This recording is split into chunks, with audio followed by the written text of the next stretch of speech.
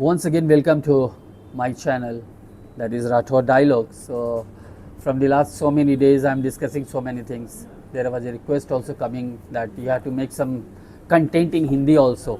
And आज का जो टॉपिक है ना बहुत इंटरेस्टिंग है. As you know that कि नेपाल में एक बार आज से कुछ महीने पहले नेपाल में कुछ हुआ था, तो उस वजह से जेनजी का जो वर्ड है ना वो बहुत ही वायरल हुआ था. तो अब सबसे पहले तो मैं जेनजी का बता दूं, जेनजी होते क्या हैं. जेनजी जो भी 1997 से लेके 2012 के बीच में जन्मी पीढ़ी है, 1997 से लेके 2012 के बीच में जन्मी पीढ़ी को जेनजी बोलते हैं. जैसे आजकल जेनजी में शादी को लेकर पहले की पीढ़ियों की तुलना में अलग सोच रखने को मिल रही है. पहले की तुलना में जो जेनजी है वो शादी के बारे में कुछ ख्याल और कुछ और उनके ख्यालात है. इसका मतलब यह नहीं है कि वो शादी नहीं करना चाहते हैं, बल्कि वे देर से शादी करना चाहते हैं या शादी से पहले कई बातों को सुनिश्चित करना चाहते हैं. मैं आपको पॉइंट वाइज पॉइंट बताऊंगा. सबसे पहले वो करियर को प्राथमिकता देते हैं. पहले लोग 20 से 25 साल की उम्र में शादी कर लेते थे, लेकिन आज के युवा पहले अच्छी नौकरी चाहते हैं, आर्थिक रूप से स्वतंत्र बनना चाहते हैं, अपनी करियर स्थापित करना चाहते हैं. उन्हें लगता है कि आर्थिक रूप से मजबूत होने के बाद शादी करना बेहतर रहेगा, जो कि उनकी गलत सोच नहीं है. दूसरा है सोशल मीडिया का प्रभाव. अब मैं आपको आज से 15 या 20 साल पहले की बात बता रहा हूँ, जब उस समय एक मोहल्ला होता था, एक मोहल्ले में लोग रहते थे, एक दूसरे को पसंद करते थे और आपसी विचार विमर्श के बाद शादी हो जाती थी. लेकिन आज की डेट में सोशल मीडिया का इतना प्रभाव है कि एक कोई भी हो, उसके बाद इंस्टाग्राम है, यूट्यूब है, तरह तरह के प्लेटफॉर्म हैं, तो पूरी दुनिया में घूम रहे हैं. हर लोगों की जीवन स्टाइल, हर लाइफ स्टाइल को देखते हैं. तो इंस्टाग्राम, यूट्यूब और अन्य सोशल मीडिया प्लेटफॉर्म पर लोग लग्जरी लाइफस्टाइल देखते हैं, रिलेशनशिप की समस्याएं देखते हैं, तलाक और ब्रेकअप की कहानियां देखते हैं. इसमें कई युवाओं के मन में शादी को लेकर डर और संदेह पैदा होता है. तीसरा है स्वतंत्रता, फ्रीडम खोने का डर. लोगों को लगता है अपना फ्रीडम ना खो जाए. तो जेनजी अपनी स्वतंत्रता को बहुत महत्व देते हैं. वो चाहते हैं जहां चाहे घूम सकें, अपने फैसले खुद लें, करियर और शौक पर समय दें. उन्हें लगता है कि शादी एक बार कर लिया तो जिम्मेदारियां बढ़ जाएगी. चौथा पॉइंट रहेगा कि तलाक के बढ़ते मामले. आज लोग अपने आसपास असफल शादियां, घरेलू कलह, तलाक ज़्यादा देखते हैं. इस कारण कई युवा सोचते हैं अगर शादी सफल न हुई तो क्या होगा, इसलिए वे जल्दी निर्णय नहीं लेना चाहते. पांचवा होगा आर्थिक दबाव. भारत में शादी का खर्च काफ़ी अधिक हो सकता है. शादी समारोह, घर, गाड़ी, बच्चों की शिक्षा. महंगाई बढ़ने के कारण कई युवाओं को लगता है कि शादी और परिवार की जिम्मेदारी उठाना कठिन हो सकता है.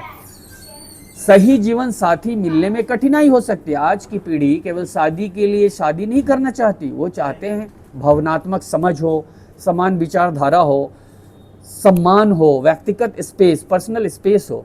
उनकी अपेक्षाएं पहले की तुलना में अधिक है, इसलिए साथी चुनने में अधिक समय लगता है. सातवां, महिलाओं की बढ़ती शिक्षा और आत्मनिर्भरता.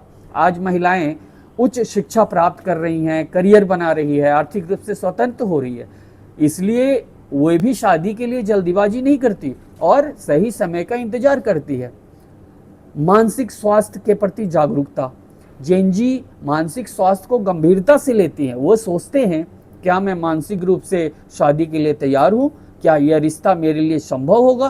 पहले इन विषयों पे कम चर्चा होती थी. लिव इन रिलेशनशिप, वैकल्पिक रिश्तों की स्वीकृति.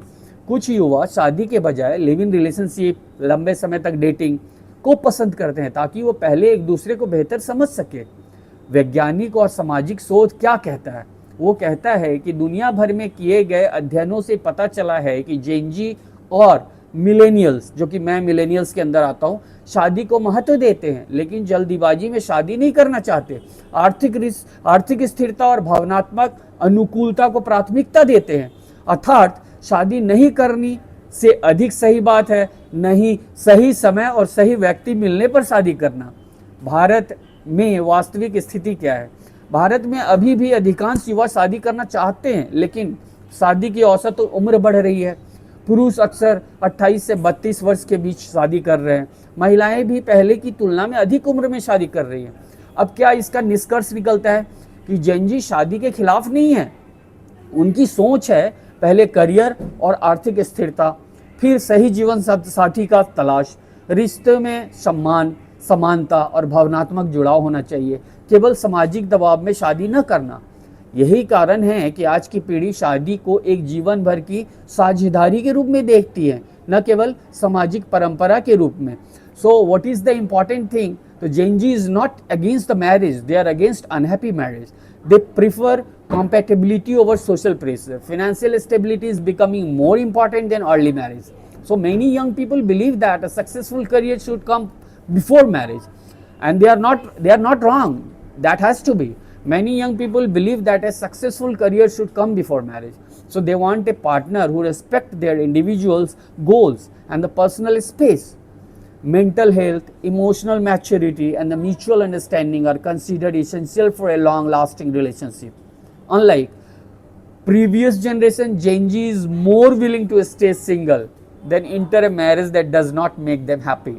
The biggest change is not the rejection of marriage, but the redefinition of what a successful marriage should like that. So what is the powerful conclusion? Gen Z does not fear marriage, they fear losing their freedom, happiness and identity in the wrong marriage. So for Gen Z, marriage is no longer social obligation. It is a personal choice that must add value to both partner lives. So they are looking for a life partner, not a just a spouse. Thanks. If you are looking for more such kind of video, kindly subscribe my channel.